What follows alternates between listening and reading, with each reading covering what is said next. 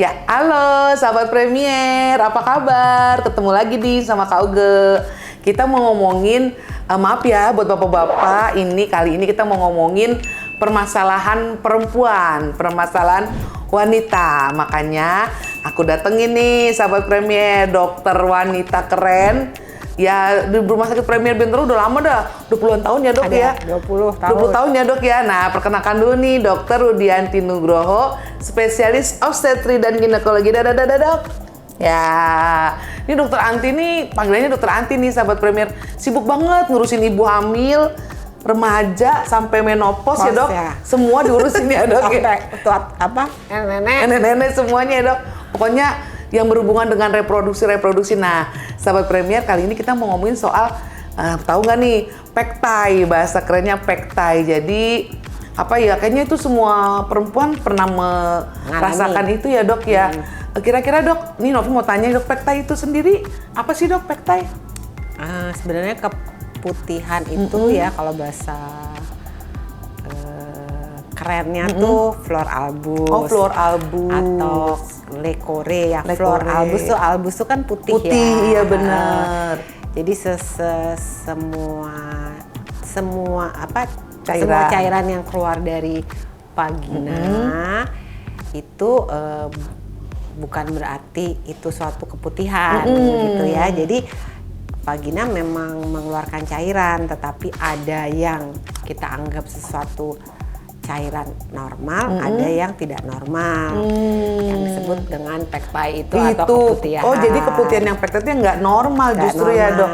Nah, itu mulai dari umur berapa sih dok bisa tiba-tiba keluar kayak begitu tuh? Nah, jadi perempuan yang belum mengalami ovulasi atau belum mengalami menstruasi, biasanya lendirnya kering. Oh gitu dong. Tapi perempuan yang sudah mengalami ovulasi atau menas itu pasti akan mengalami masa subur. Betul. Nah, pada saat masa subur itulah lendir vagina itu akan bertambah banyak, tebal, agak lebih lengket. Nah, itu terjadi 2 minggu atau antara mens dengan mens itu di tengah-tengahnya tuh mens bulan ini sama mens ke depan di tengah-tengahnya gitu ya dok ya. Jadi orang suka merasa bahwa saya ini keputihan, padahal belum bukan ya dok ya. Oh gitu, berarti yang dinamain keputihan itu sendiri kan kata dokter tadi hal yang nggak normal. Dikatakan nggak normal, apakah warnanya yang beda atau gimana dok? Jadi namanya lendir vagina itu yang normal ya tidak berwarna. Oh tidak berwarna. Atau slide gitu ya. Kalau kena udara jadi berwarna kekuningan. Kuningan, oke. Kadang-kadang cair banget, kadang-kadang juga agak kental kalau lagi masa subur. Tapi yang jelas kita anggap keputihan kalau dia berubah warnanya. Oh jadi berubah warna. Bisa ada putih, kayak putih susu. Bisa berwarna kehijauan. Oh gitu dok. Atau misalnya, terus kedua baunya. Oh ada baunya. Jadi juga kalau ya? lendir vagina normal ya nggak berbau. Kalau gitu. keputihan kan sudah terpapar dengan kuman, jamur, atau mikroorganisme ya dok ya. Jadi pasti baunya deh, beda atau ya dok. pasiennya merasakan rasa tidak nyaman, entah gatel, panas, iya benar. Gitu. Oh jadi kalau misalnya keputihan yang normal itu lendirnya tidak berbau, warnanya juga bening. Tapi kalau misalnya dia udah berubah warna, dia itu bisa jadi ada hal yang tidak normal. Nah, nih sahabat Premier, kalau misalnya ke dokter tuh, pengen ke dokter Anti nih, itu keputihannya yang kayak model gimana dok? Kalau harus ke dokter, yang tadi dokter ceritain. Jadi artinya ya kira-kira 80% betul dia mengalami keputihan. Betul. 20%-nya dia merasa keputihan padahal sebenarnya lendirnya yang lagi banyak. Iya. Jadi kalau dia udah mulai merasakan warnanya berubah, baunya tidak aneh nyaman, gitu ya dok, yang nggak nyaman. Kemudian perasaan gatel lah, ada rasa panas, berbau tidak sedap. Nah itu lebih baik ke dokter ya dok. Datang karena untuk melihat apakah penyebabnya tuh apa. Jadi kita ngobatinnya juga serius. Berarti sesuai dengan penyebabnya ya dok ya. Dan paling bahaya itu adalah apabila salah satu tanda-tanda awal kanker mulut rahim itu adalah keputihan. Jadi kalau stadiumnya masih sangat awal, itu biasanya gejalanya keputihan gitu. gitu. Jadi jangan menganggap bahwa itu mungkin jamur aja. Iya benar. Karena kadang ada juga dok yang cerita sama Oge nih ya, keputihan tuh kayak itu dok susu basi apa sih kayak yogurt tepung terigu kena air. Nah itu Tuhan tuh udah luar biasa ya. Jadi kita sebagai dokter aja udah tahu nih kalau kayak tepung terigu kemungkinan jamur. Kalau kehijauan gitu ya, itu biasanya infeksinya karena Trichomonas.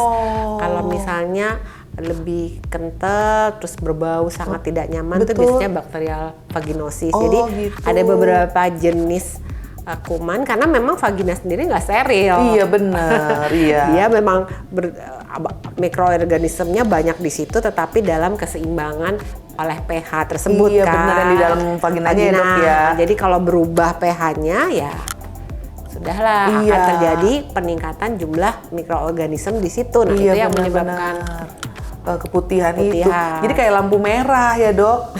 Warnanya putih, arahnya jamur. Kan lampu merah kalau merah berhenti gitu.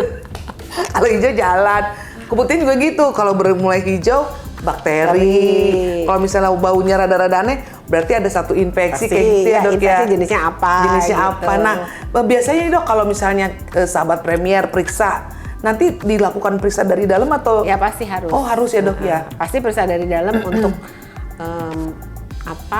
secara garis besar sih biasanya 80% kita udah tahu nih penyebabnya apa. Betul. Tapi kalau nggak yakin ya bisa dilakukan pemeriksaan laboratorium.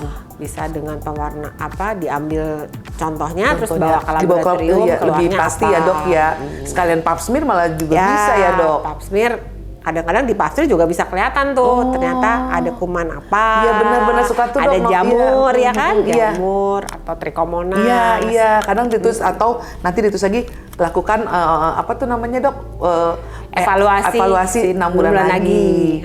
Nah dok, yang dokter sering temuin nih dok, kalau komplikasinya si keputihan itu kan kadang kan mungkin kita risih ke dokter atau enggak, udah obatin sendiri.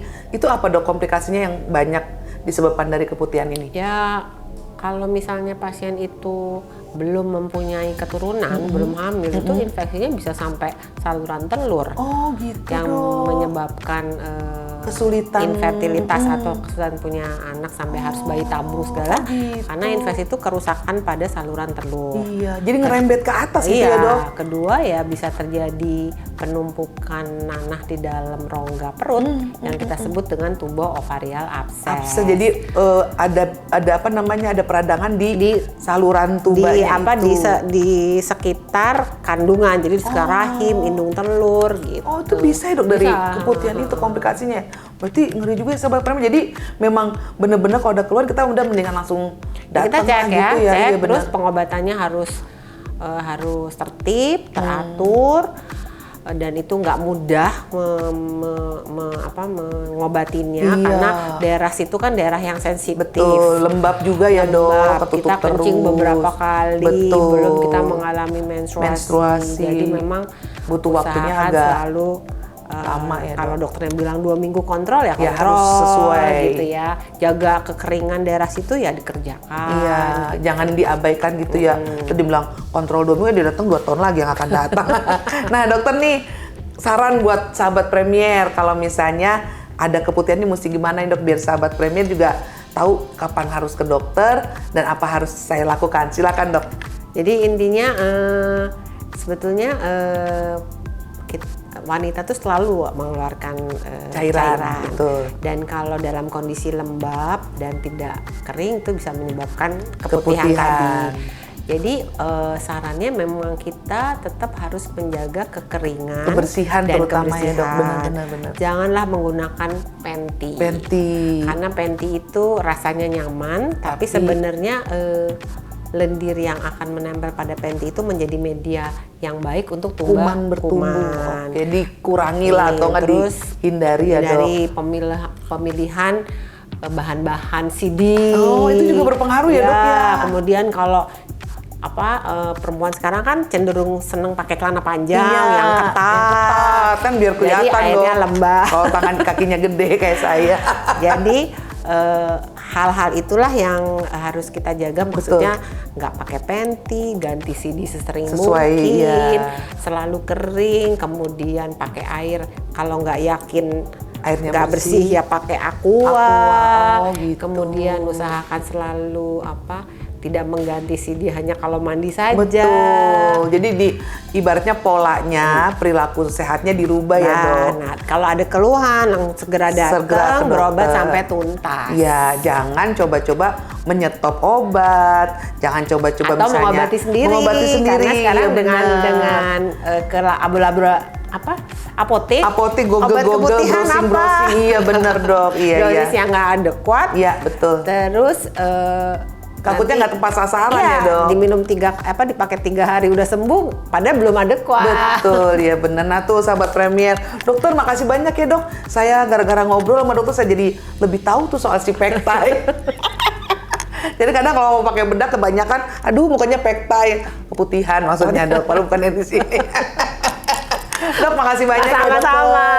Semoga dokter sehat terus, Terima kasih. banyak pasiennya dan tetap sehat deh, Dok. Kalau zaman sekarang tuh lebih ini ya, sehat. Makasih banyak ya, dokter. Nah, sahabat Premier, sampai ketemu lagi di masa yang akan datang. Dah.